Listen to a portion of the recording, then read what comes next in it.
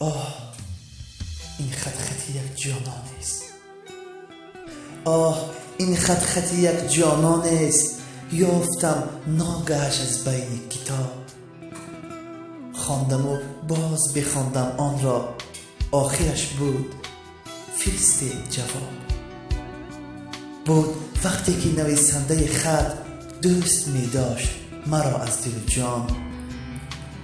رفت آن دور ولیکن مکتوب یاد آورد مرا زان دوران. خواب از چشم پرید و دل من باز در یاد همان یار تپید.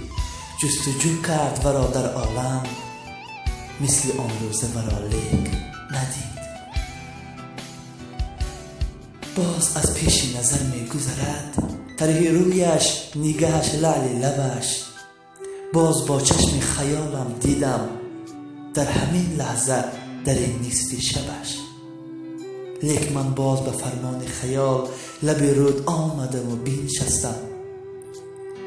شادم از بوسه و آغوش و کنار، از نگاه های خمارش مستم.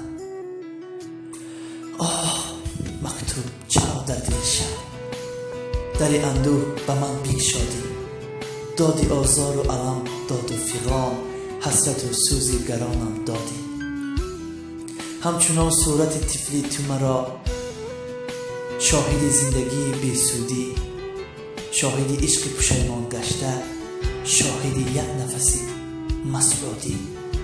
باز ایستا تو به مابین کتاب، شعری ناگفته به خواننده من، تا تسلا بدهی در پیری یاد آری به من از عشق کهن. نزد آن یار گناهکارم من، رفت او من نشدم زود جویا.